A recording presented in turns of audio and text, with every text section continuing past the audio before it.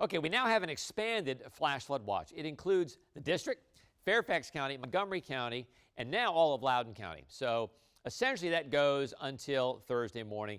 Yes, the flash flood watch to the west, especially west of I-81, has already been in effect, and it actually cancels a little bit earlier. But in the metro, it's been expanded, and I agree with that, including the district and Fairfax and Montgomery. So remember, flash flood safety. Never drive across a flooded road. Don't try to cross it by foot. 6 inches of fast-moving current can knock you off your feet. And oftentimes, if it's dark, you don't know how fast the water is moving, or how deep it is, for that matter. In terms of cars, well, 12 inches can float an average car, and 18 to 24 inches can move an SUV or a truck. So you're really not safe no matter what you're driving. And we've already seen a school bus caught in flooded waters earlier this month. So please, just go around. So here's the deal. Yellow weather alert through Thursday. Heavy rain tonight along the I-81 corridor, and then heavy rain tomorrow, 6 a.m. to noon. That's going to be the critical time for the immediate metro area. So what are our threats? Remember, we had back-to-back yellow weather alerts Wednesday through Thursday, at least through Thursday morning. Damaging winds moderate. Tornado low. I mean, it's on the table. Hail's pretty much impossible. Heavy downpours, yes, that's a high threat. And one of the things we have to really kind of worry about. So, rainfall. All right, models in pretty good agreement. This is for D.C. proper. So around an inch, most of the models in pretty good agreement. Most of that will fall overnight and early on Thursday morning in the immediate metro area. Here's kind of a wide comparison. The GFS has significant rain across most of the metro, 1 to 2 inches, but doesn't have any heavier bands except up into Pennsylvania. I kind of like what the European is doing. It has, yes, that 1 to 2 inches around the metro, but also has these heavier bands west of town, northwest of town, and that, I think, is more likely going to happen. These are going to be very similar rainfall patterns to what we saw with Ida. All right, so 10 o'clock tonight, a few showers in the metro, but look, all the heavy activity west of I-81.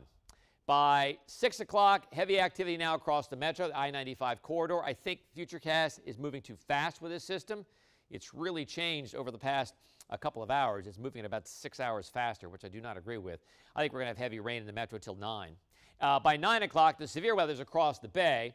Temperatures are going to fall in the 60s. It's going to feel like fall. It's our first full day of fall on Thursday, and by golly, it's going to feel like that.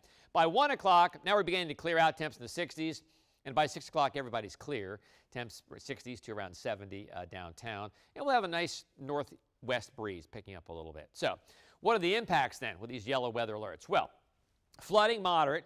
Power outages low, but certainly possible. Wet paws, oh yeah, keep the dog towels out. And then wet commutes, and we're concerned about the commute tonight and also the commute early tomorrow morning. Those are the two we're most concerned about, especially in the metro.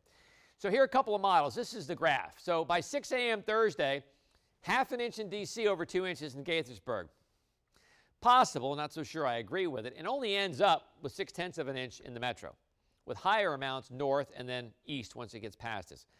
Not so sure I agree with that. Let me show you another one. So this is the GFS.